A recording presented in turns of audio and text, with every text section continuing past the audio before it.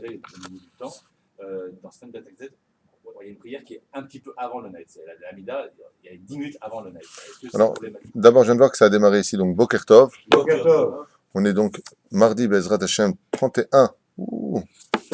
Ce soir, c'est Voir le cours sur... ce soir, c'est un soir tout à fait normal. Hein. On passe de 2013 à 2014 pour les chrétiens, pour l'humanité s'ils veulent. Nous, on est toujours en Shnat Tash'ad. Et on est le Kafret, effectivement. Kafret. Ah non, Kafret, on était hier soir. Donc Kafret, bonne réponse. Kafret.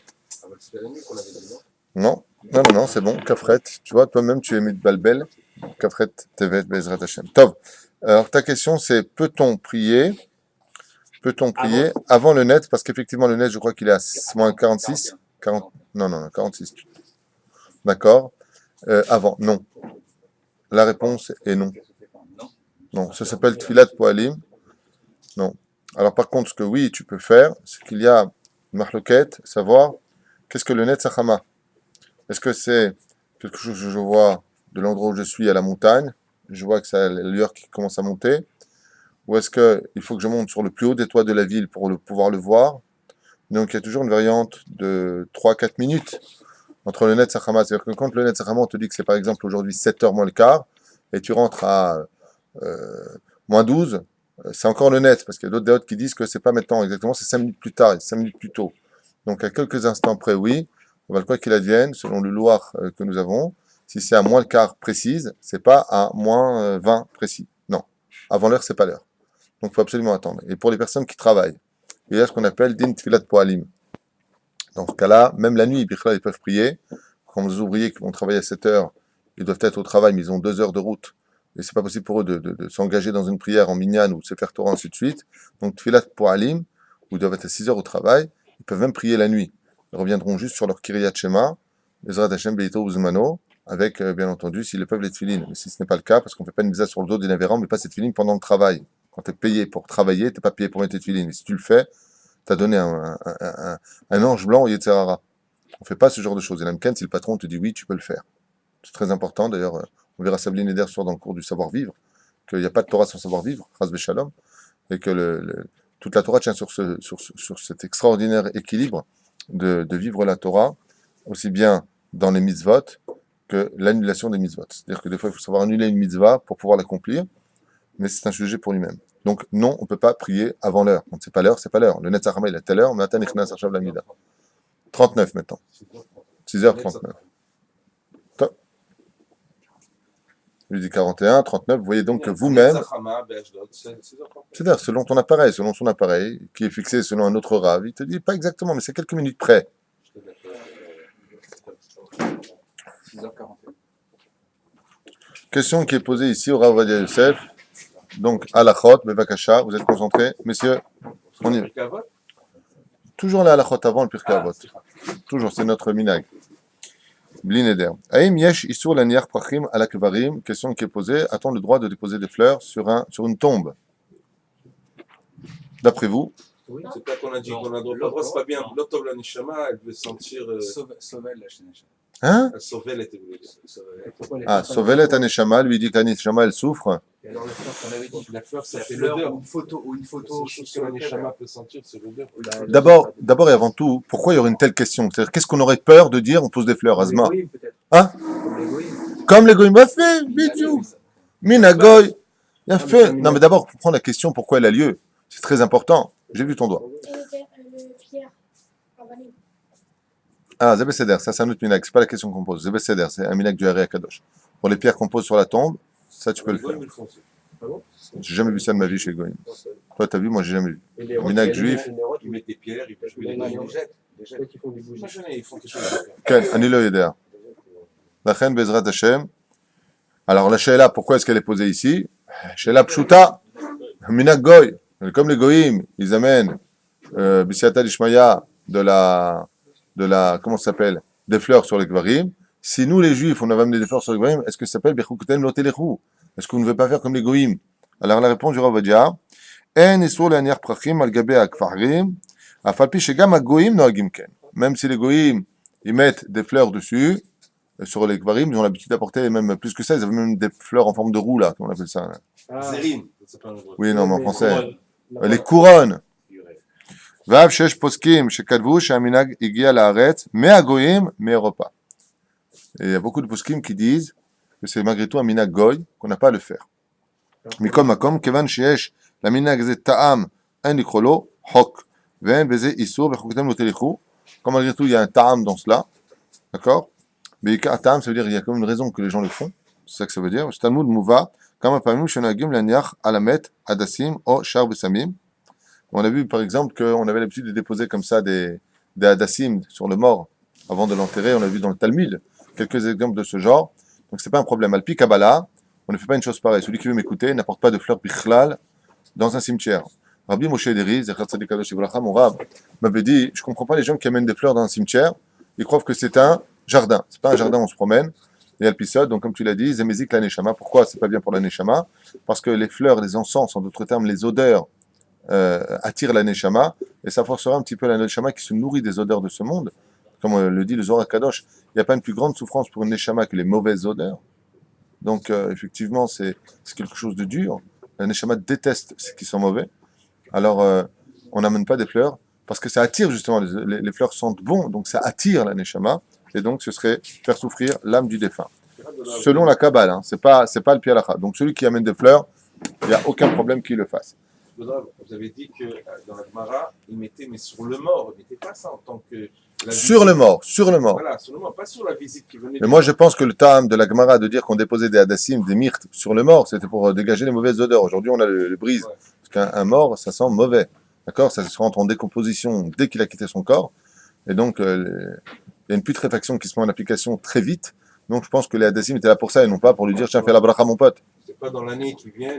Non. Non, aval l'onoagim, je n'ai jamais vu un rave, jamais vu une personne pieuse déposer quoi que ce soit, ce n'est pas notre minag. Et je vous rappelle qu'il y a quand même des poskim qui disent que c'est un minag goy. Aval minadin, zélo assour. Ce n'est pas interdit de le faire. Donc si une personne vraiment, pour des raisons sentimentales, a besoin d'apporter des fleurs pour lui-même et pas pour le mort, parce que le mort n'a rien à faire de ses fleurs, si ce n'est que ça va le plus le déranger qu'autre chose, comme on l'expliquait selon le Sod, comme l'avait enseigné Rabbi Moshe Ederi. Si la personne vraiment veut le faire, ben qu'elle achète ses fleurs. Mais par contre, je fais une petite parenthèse à la David Twitou, si je peux me permettre le mot. Si tu as de quoi dépenser, allez, 15 € pour acheter des fleurs pour le mort, donne-les à un pauvre, et là, vraiment, tu lui refais un vrai jardin dans sa tombe de bonheur pour son âme. Ça, c'est vraiment agir comme un juif. Hein, si tu as jeté 15 € ou 12 € ou 100 shekels de fleurs, tu prends ces 100 shekels, tu les donnes à un pauvre en disant, ça, c'est pour le défunt, et là, vraiment, tu lui as fait un vrai jardin honorifique, où il va s'éclater grâce à ta mitzvah. Ça, c'est être intelligent.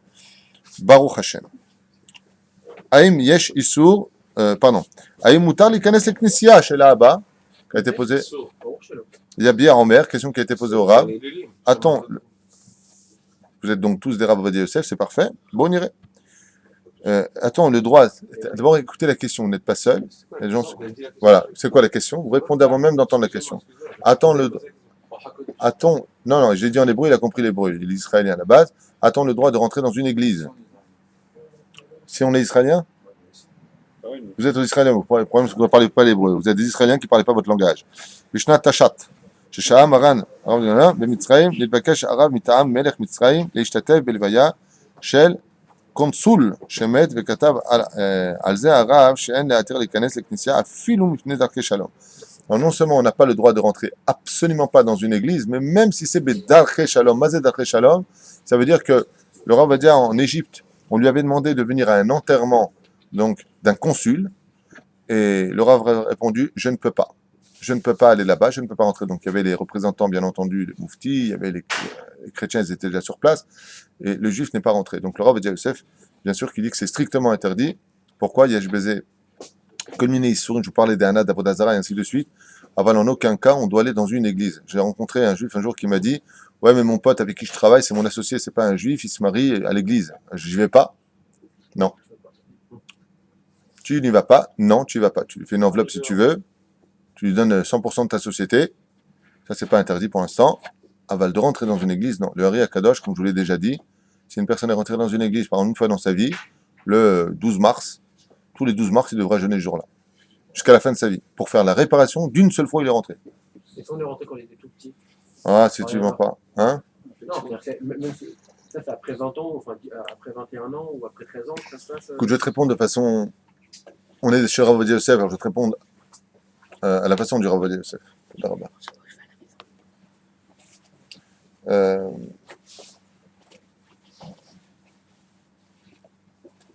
Il n'y a pas un meilleur karcher pour tout ce qu'on a fait de mal que l'étude de la Torah. Alors, comment on répare la Vodazara en étudiant les lois de la Vodazara? Ça, c'est la réponse du Rav Ovadia Yosef. Tu as touché ta femme Nida, comment tu fais tchouva? Tu étudies le Nida. Tu as volé les lois du Gazelle et tu rends l'argent. Et ainsi de suite. L'étude vient réparer ce que nous avons fait. Alors, Aïm Yesh Isur Lavelim Lilbosh Begadim Shchorim. Je finis avec ça pour aujourd'hui. Très intéressant comme question. Est-ce qu'il y a un interdit, quand on est en deuil, de porter un habit noir? C'est un très très très long sujet. Oui, il y a des gens qui s'habillent en noir. Non, c'est pas Ah, alors lui il dit David, bah oui, quand on est en deuil, on s'habille en noir. c'est pas un signe de deuil. D'après un signe de deuil, c'est blanc. D'abord et avant tout, sache que Minag Yerushalayim de s'habiller en blanc. Minag Yerushalayim, puisque tu donnes des informations alors précises, on s'habille en blanc dans chez les Mikko. Pourquoi? Parce que le deuil n'existe pas chez nous. C'est la notion de mort n'existe pas chez nous. C'est un passage. D'accord, et le blanc, ça va changer quoi, d'accord? Alors, le blanc veut dire tout simplement que on n'est pas, comment dire, c'est un signe d'extériorité qui veut dire que, en d'autres termes, on est en deuil. Ça veut dire on ne peut pas manger maintenant de la viande, on ne peut pas ceci, on ne peut pas cela. On reconnaissait les gens qui étaient en deuil parce qu'il y a des halachot. Par exemple, quand quelqu'un est en deuil, on ne va pas lui dire shalom. On ne lui serre pas la main. Les gens ne connaissent pas les halachot, malheureusement, ils viennent, salut, ça va? Pas du tout. Et là, en deuil, il ne faut pas lui dire, d'abord, en plus, même quand c'est une femme, la fille, elle est en deuil. Le copain, il vient, il l'embrasse. Isournida, tu l'embrasses, tu lui dis shalom, elle se lève, elle te parle. Alors bien entendu, on n'est pas des robots, on n'est pas, elle est morte, je ne bouge pas de ma place, c'est sûr, mais il y a aussi des lois, alors pourquoi tu t'assois? Parce que la Torah te le demande, alors fais ce que te demande la Torah jusqu'au bout, puisque tu commences bien l'histoire. Donc on ne dit pas shalom, on ne touche pas les endeuillés, et là, Surtout quand ils sortent du cimetière, il y a les Tamchoumim là, qui sont tous debout, la plupart des gens viennent pour les... Oui, il leur serre la main, il les Bien sûr, embrasse. parce que je ne sais pas... Dans le trauma, les chamans qui le font. Alors, Même dans la maison des endeuillés, il y a le... il y a deux réponses que je vais vous donner rapides. Il y en a une qui vient de la Kabbale. J'ai vu ça il y a peut-être 15-20 ans, je ne me rappelle même pas, qui disait que de s'habiller en noir, c'était bichlal pas bien pour les morts. Mais le fait de s'habiller en noir, les Marocains, par exemple, ont le minag de ne pas s'habiller en noir, ils mettent une cravate noire. Je me rappelle une fois, j'avais une cravate noire, Rabbi Moshe m'a dit « Chaz v'shalom, ça c'est quand on est en deuil ». C'est minag marocain. Je ne suis pas marocain, donc ça ne me concerne pas. D'accord? Chacun son truc. Alors, la réponse du Rav Ovadia Yosef. Haminag chez Evel Lovesh Chorim, Yesodo Betalmud. Il faut même savoir qu'il y a quand même une source dans le Talmud, dans Masechet Shabbat Kufyud Dalet Amud Bet, où là-bas il y a marqué effectivement qu'il y a un signe de Shachor. Maintenant, pour nous, la halakha les maaseh, je vous le dis dès maintenant, quand on est en deuil, on s'habille ni en noir ni en blanc. On reste normal. On porte les bgadim qu'on porte, les habits que l'on porte, c'est tout. On ne met pas, surtout pas le signe extérieur. C'est une marloquette. Aval. Rabbi Yannai Amar les Banav, Shelo Giboro Oto Bibgadim Shchorim. Et là-bas, il y a marqué que Rabbi Yannai, quand il était sur le point de décéder, écoutez bien la réponse, ça va répondre à tout, et pour la couleur blanche et pour la couleur noire, a dit Rabbi Yannai, écoutez bien, Shelo Giboro Oto Bibgadim Shchorim. Surtout ne vous habillez pas en noir quand je vais mourir. Pourquoi d'après vous? Réponse magnifique. Schéma. Peut-être que. Iskebedin. Peut-être que je vais m'en sortir dans les cieux. Après, vous allez vous habiller en noir. Donc, selon Rabbi Yannai, si le mec il était vraiment rachat, il faut s'habiller comment? En noir. En noir. Voilà. Un noir représente l'obscurité, la rasra, le ramma, tu vois. Kevel ben hatanim. Mais par contre, soyez comme des Evel ben hatanim. Comment est habillé un hatan en général? En blanc. Voilà la raison. Pourquoi il s'habille en blanc? Parce que la personne qui est partie, c'est un tzaddik. Donc, en d'autres termes, selon ce qu'on vient d'étudier ici, quand tu sais que la personne qui est partie, c'est un tzaddik, on s'habille en clair. Et quand c'est en noir. Pourquoi pour le respect du Rav Ovadia Yosef, quand on est parti à Jérusalem, les gens ne font pas tous s'habiller en blanc? Il n'y avait même pas de safek, j'ai pas vu aucune personne en blanc. C'est un minag, d'abord et avant tout. Les gens sont restés habillés normaux. Il y a une question, par contre, qui pourrait être posée, pourquoi non pas la télévision est en noir et blanc, mais les charidim sont en noir et blanc? Grande question, pourquoi on est toujours en noir et blanc? Parce que une partie de nous est positive, et une partie de nous reste négative. Le noir vient représenter qu'il y a 2000 ans, il n'y en a toujours pas de temple, donc on porte une accusation, en d'autres termes, sur notre déchéance morale de ne pas avoir de hardout dans le peuple d'Israël, la vraie hardout, pas celle de ceux qui sont moralistes, à enseigner l'hardout du matin au soir et qui détestent les autres. Une vraie hardout, mamash, être capable d'étudier avec une personne qui n'est pas d'accord avec toi, d'être capable d'être main dans la main, ouais, eh ben on n'a toujours pas fait cela, donc on porte le deuil, donc on va montrer un côté négatif. Donc c'est le pantalon noir, la veste noire. Mais de l'autre côté, on attend le Mashiach. Donc on sait que tout est pour le bien, donc on est habillé en blanc, donc on est noir et blanc. D'autres termes, on vient montrer par là qu'on n'a pas fait de tchouva sur le temple, c'est-à-dire la faute du temple qui était la haine gratuite, le Lachon Hara, le Moti Shemra, on est toujours en train de se critiquer, se trouver toujours quelque chose, au lieu de regarder le bien de l'autre, toujours en train de dire qu'est-ce qu'il a de pourri, lui, tiens, viens, on va chercher ce qu'il a de pourri. Donc comme on continue bêtement toujours sur ce chemin en tant que, donc seulement t'as les Arabes qui nous trouvent pourris, t'as les chrétiens qui nous trouvent pourris, t'as les bouddhistes qui nous trouvent pourris, et nous on se trouve pourris. Alors qui nous aime? Tu comprends ce que je veux te dire? Il y a de quoi être en noir. Ça c'est le vêtement du Haredi.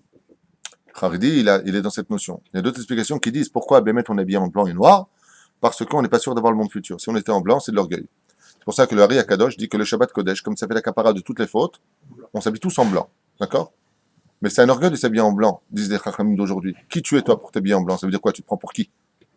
Seuls les grands peuvent être habillés en blanc. C'est pour ça d'ailleurs que même dans les films ou alors dans la mythologie, quand tu voyais des grands, ils sont toujours habillés en blanc. Ça veut dire, moi, je suis propre, je n'ai rien sur moi de... Pour qu'à Kippour, par contre, comme on sait que Kippour est une promesse de Dieu, qu'on est nettoyé de nos fautes, alors on s'habille tous en blanc. Le blanc veut dire, il n'y a pas de problème après la mort. Il n'y a pas de problème, il n'y a pas de noir, il n'y a pas d'obscurité. Voilà. D'accord? Depuis combien de temps? Ça veut dire depuis à peu près... Non, pas du tout. Non. En Tunisie, on était tout le temps habillés en blanc, gris, c'était déjà la biote. Non, je pose la question, parce que les Sfarades n'ont jamais eu le minhag, en tout cas dans leur pays, il y a eu. Tout à fait. C'est un minhag ashkenaz à la base. Mais bon, n'oubliez pas quand même un petit détail. Je voudrais juste quand même vous rappeler un petit détail très important. On aime la vie, hein, si vous me le permettez. Les summums de la joie, pas la joie carnivalesque de ces gens qui sautent, sont adorables. Mais c'est les Breslev, qu'on comprenne bien au niveau de tout est pour le bien, les Lubavitch, ils sont habillés en noir. Le rabbi est habillé en noir, alors que c'était un homme on ne peut plus positif. Pourquoi? Parce qu'on n'a pas fait la teshuva sur le Ikar.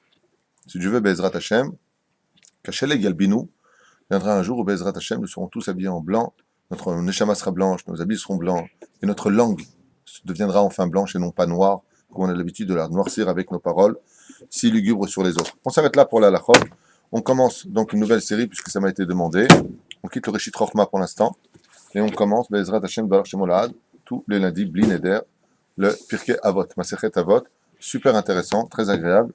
Sans plus tarder, on ouvre. Ceux qui veulent, qu'on me suive, sinon, Baalpé. Bien.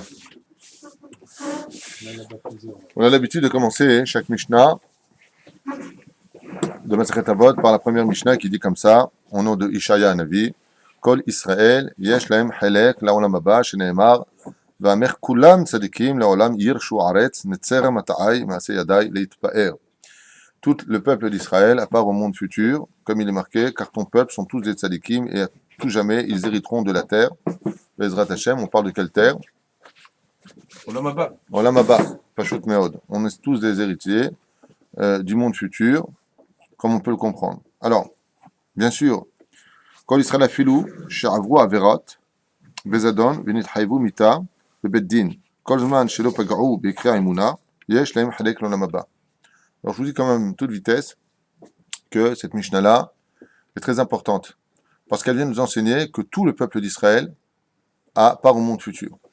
Première intervention, il faut savoir que tant que tu te conduis comme Israël, tu as part au monde futur. Mais si on n'est plus capable de te distinguer comme étant un Israélien, c'est-à-dire pas un Israélien habitant en Israël, mais un Israélite dans ta Emouna, eh bien, à partir de ce moment-là, tu peux perdre ton monde futur. Donc pour en revenir sur ce que je voulais dire, est-ce que vraiment tout juif a part au monde futur? Réponse, absolument pas. Puisque la suite de la Gemara, dans Masechet Sanhedrin, à la page 90, Amoud Aleph, en bas, nous dit « Et voici ceux qui n'ont pas de monde futur ». On avait vu avec le Rambam, dans les 13 attributs, que si une seule personne réfuterait ne serait-ce qu'un seul des 13 attributs cités par le Rambam, il n'avait pas de monde futur.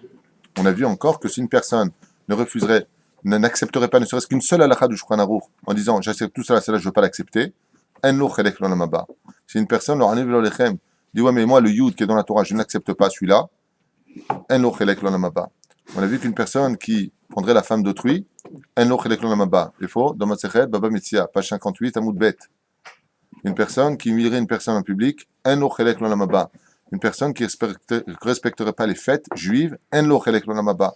Tout ça, c'est pas moi qui l'ai marqué, c'est la Gemara qui l'enseigne. Donc oui, il y a des gens qui ont le monde futur, et il y a des gens qui n'ont pas de monde futur. En d'autres termes, Kol Israël yesh lahem chelek l'olam haba. Mais c'est pas juste. Pourquoi? Parce que nous avons été créés, malgré tout, sans nous demander notre avis. Donc il faudrait que Dieu soit juste avec nous.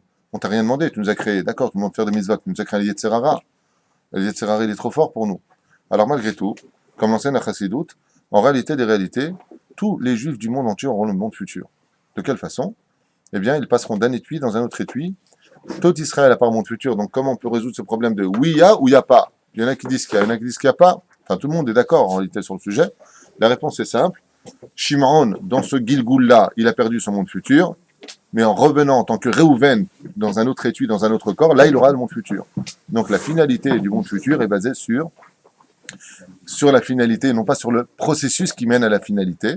C'est-à-dire qu'en fin de compte, sauf quand tu arrives à la fin de la liste, chaque juif Béhémet finira par rentrer au monde futur. Mais qu'il fasse attention.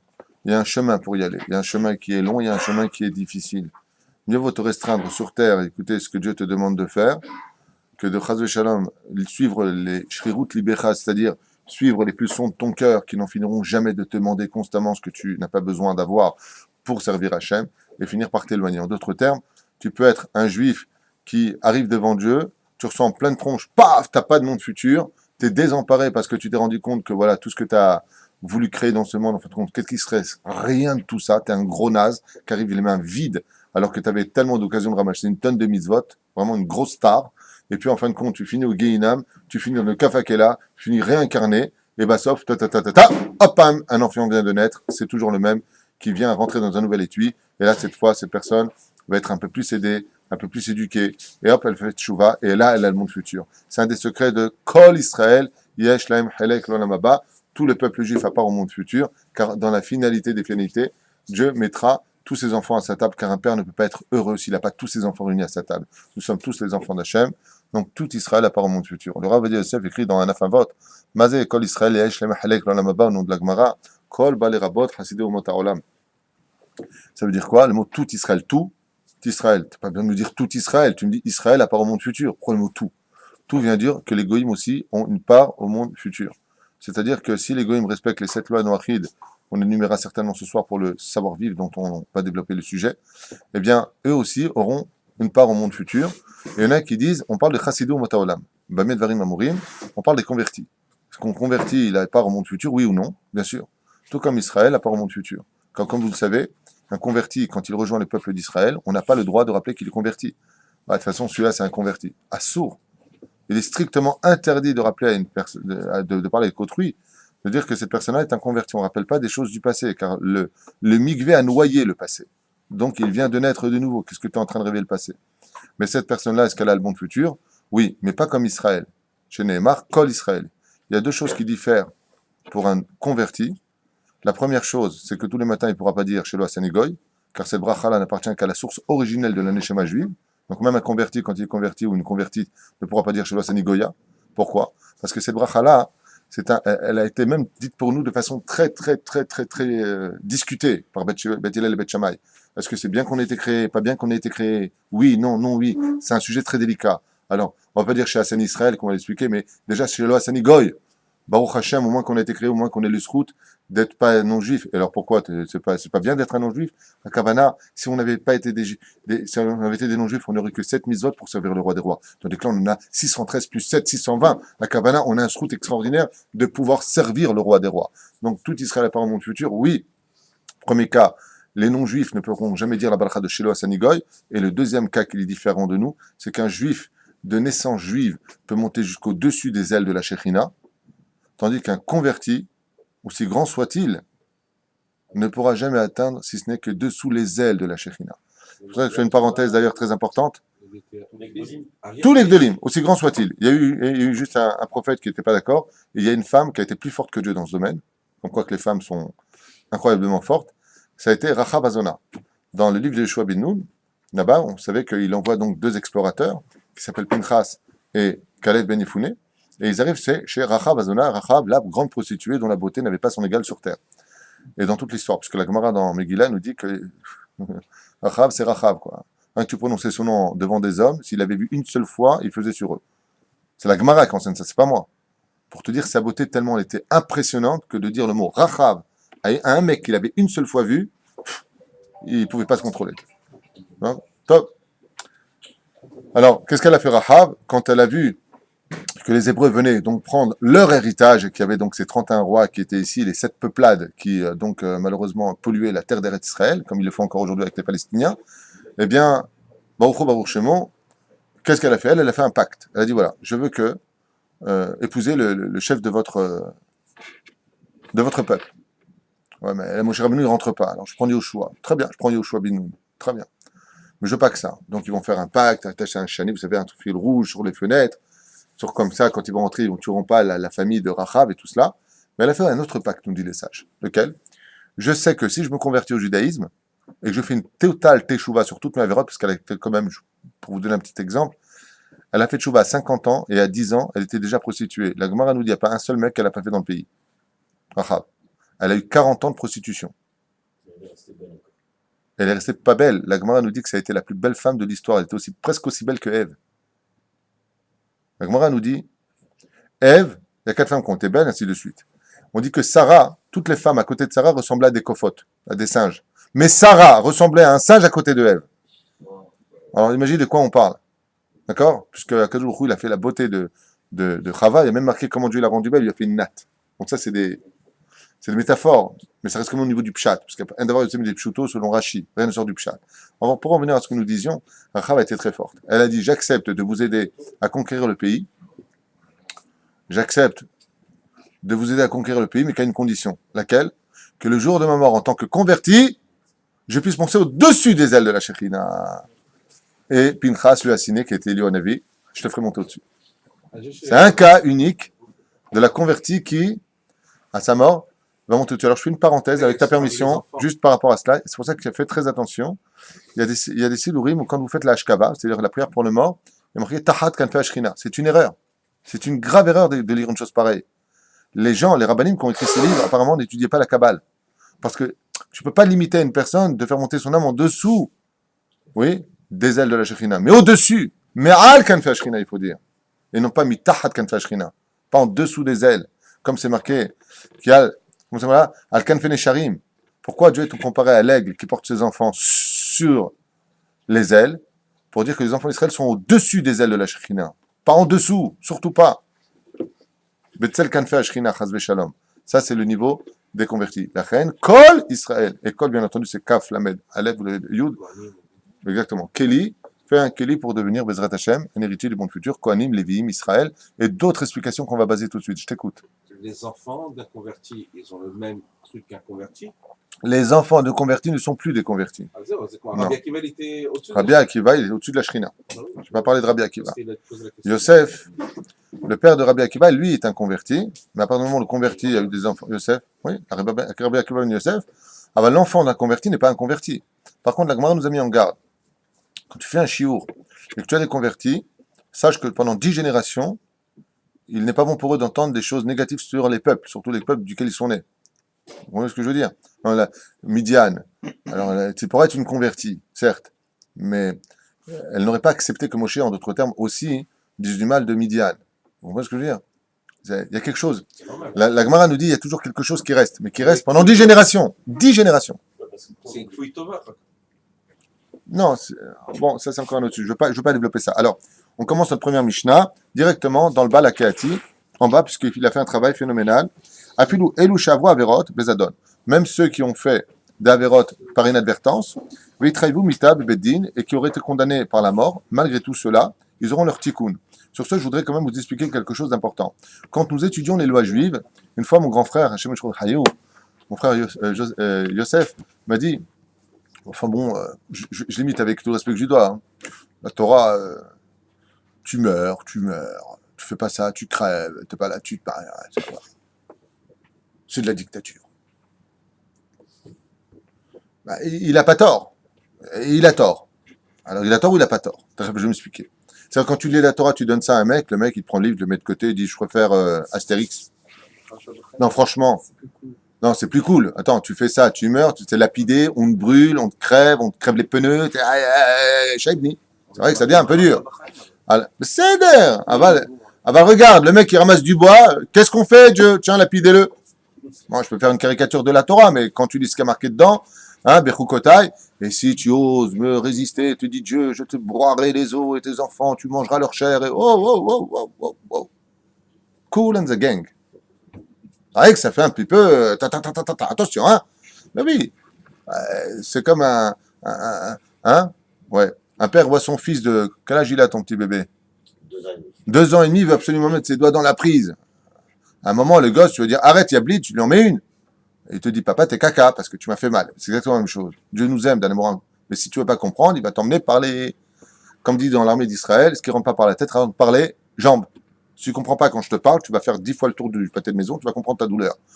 Ça se fait à l'armée et ça marche très bien après. Vous voyez, le mec, il recommence pas 2 fois. C'est ce que dit la Torah. Mais ça va plus loin que cela. Je m'explique en 2 mots.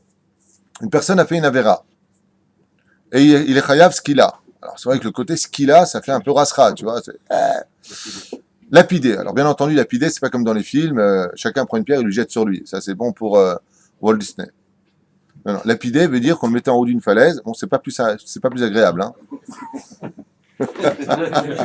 Bon, alors, on le lapide avec des pierres.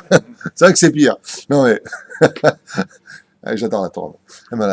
Donc, t'as la falaise comme ça, et on le jette. Mais attention, on le jette pas devant, hein. On le jette, c'est-à-dire il est face à toi. Et... Non, il ne voit pas la chute. On fait la photo, on dit va derrière. Et pendant qu'il chute, pendant qu'il chute, prends la photo. D'accord?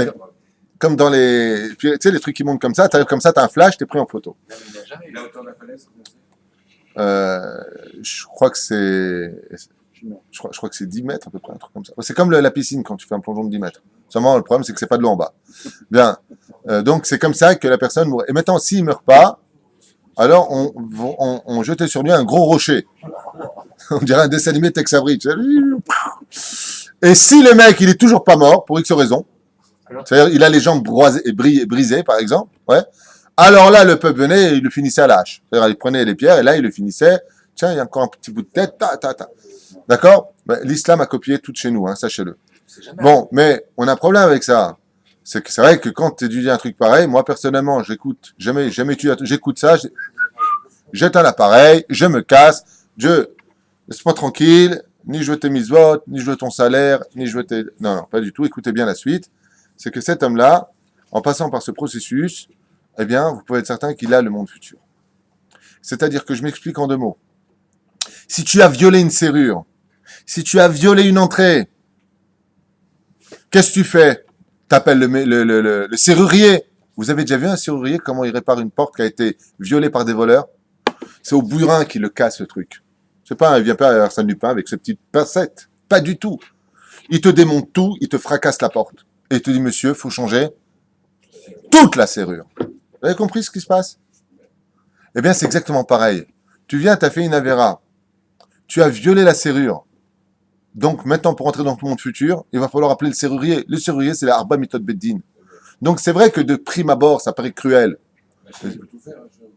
Mais vadaï, mais Dieu, il a décidé que ce soit comme ça. Donc, tu vas au Kotel, tu dis, pas content. C'est ce que je te dise.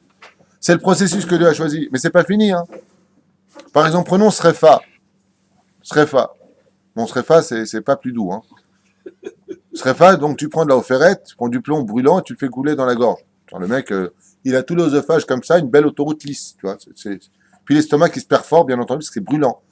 Une fois que c'est fait, donc le mec, il est mort, hein, bien sûr, vous avez bien compris. La bracha, c'est quoi? Quand on meurt de Srefa, avant on te met la forêt, il faut faire tout ce que tu manges, il faut faire une bracha. C'est Shema Israël, bien sûr.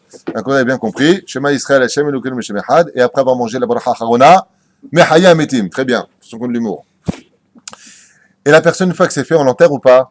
Non, on l'a déposé dans une cour. Et pendant 1 an, elle ne bougeait pas là-bas.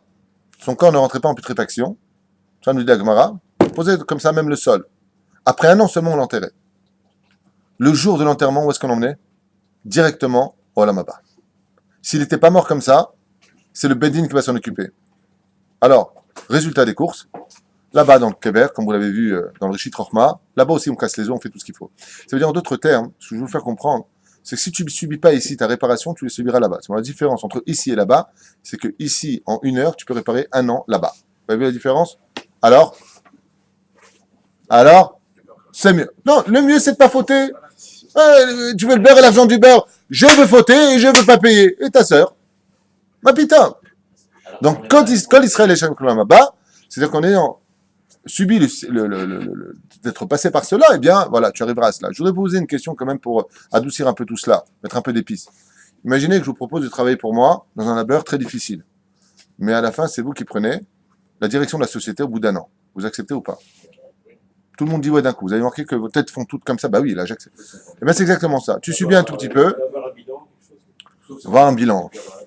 On voit qu'il y a des hommes d'affaires. On peut avoir d'abord le bilan. Voir,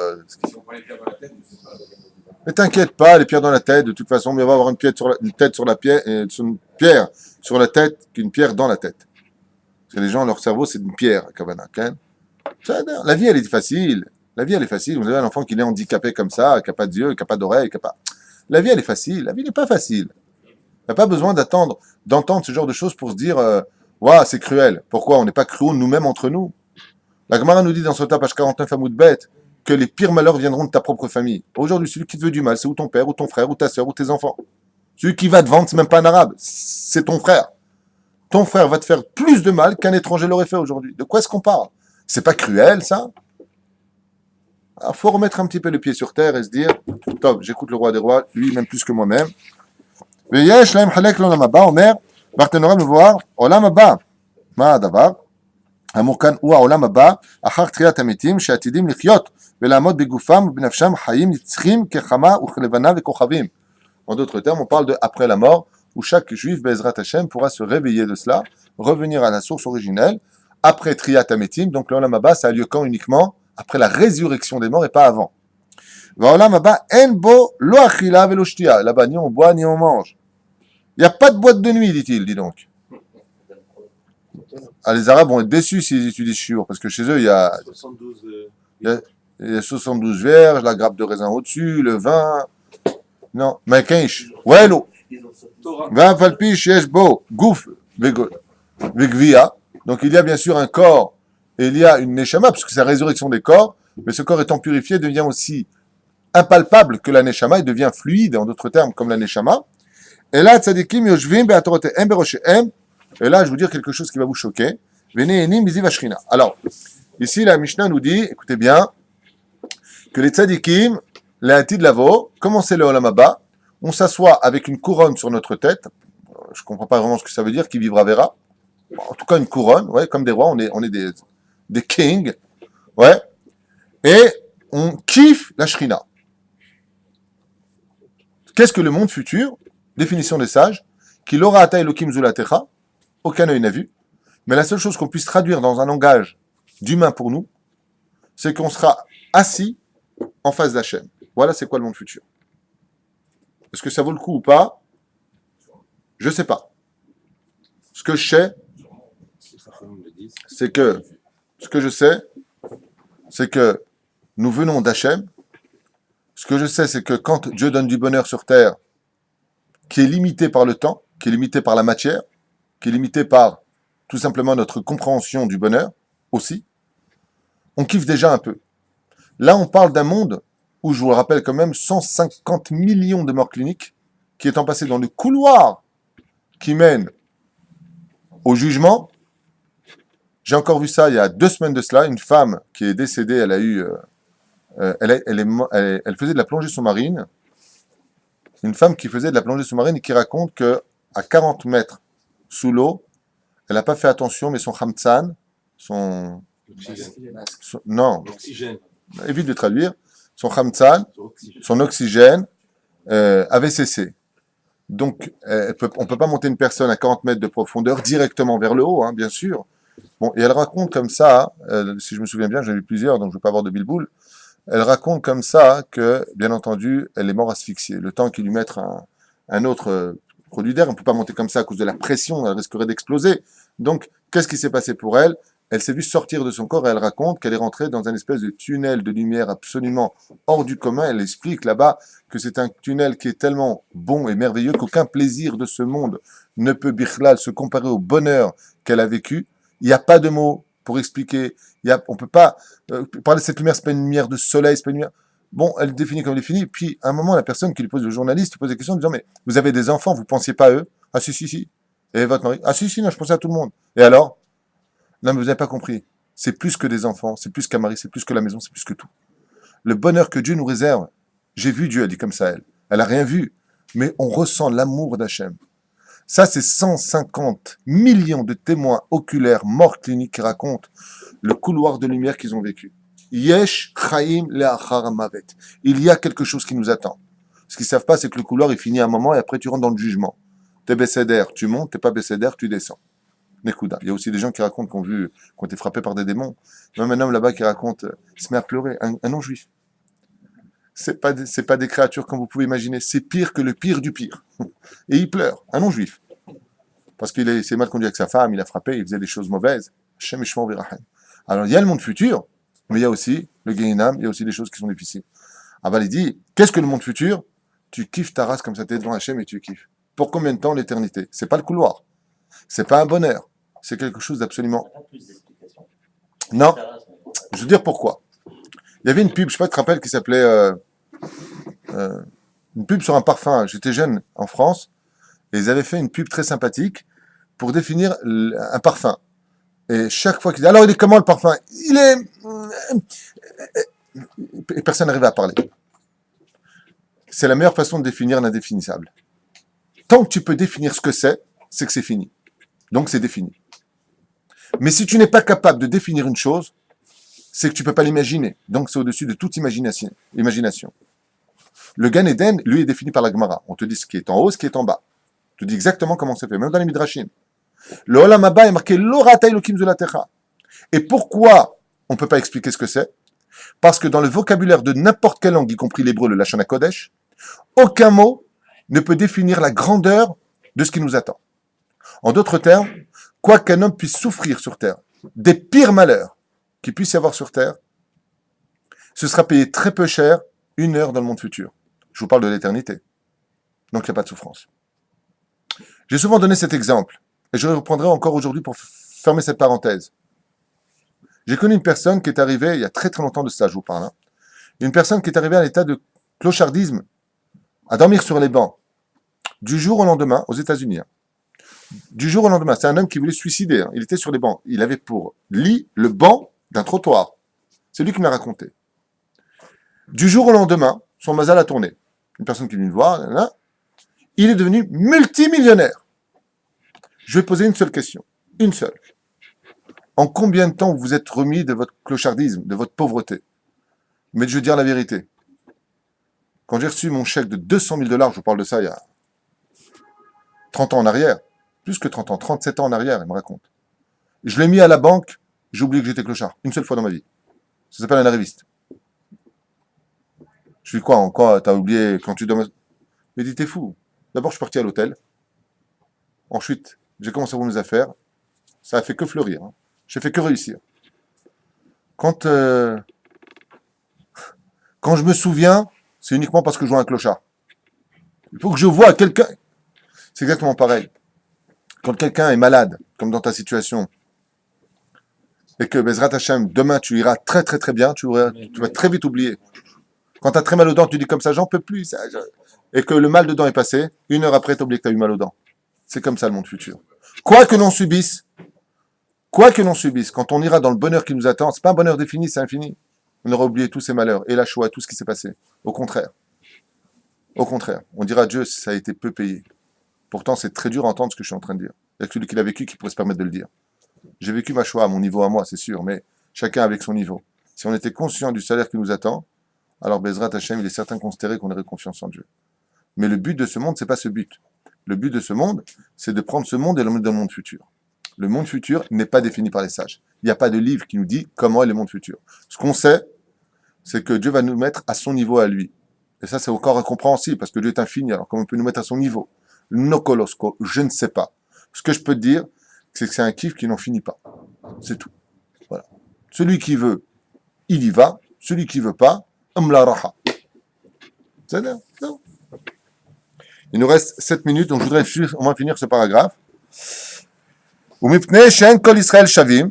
étant donné que chaque enfant d'Israël n'est pas au même niveau, et là, Gadol, les filles Godlo, Ve'akatan, les filles Kotno, les grands par rapport aux grands, les petits par rapport aux petits, la reine, Shona Mishnah. Donc la Mishnah ici vient nous dire, Yesh lahem chelek. Ils ont un chelek. Pourquoi marquer un chelek? Une partie. Ça veut dire, tout Israël est une partie du monde futur. Alors, malheureusement, je suis obligé encore de m'attarder pour votre bonheur. Pourquoi?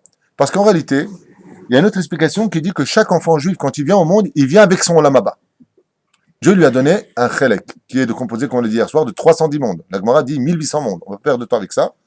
Mais imaginez de quoi je vous parle. 1800 mondes, ouais, pas des mondes comme la Terre. Beaucoup plus grands que la Terre. Mais qu'est-ce que tu veux que je fasse d'un tel monde? T'oublies un détail. Ta neshama aussi est infini. La Gemara nous parle beaucoup de ces sujets-là, de passer d'un monde à un autre monde, ainsi de suite. Les dimensions, la 4e dimension. Bien. Akadosh Baruch Hu, il te donne un monde qui est le tien.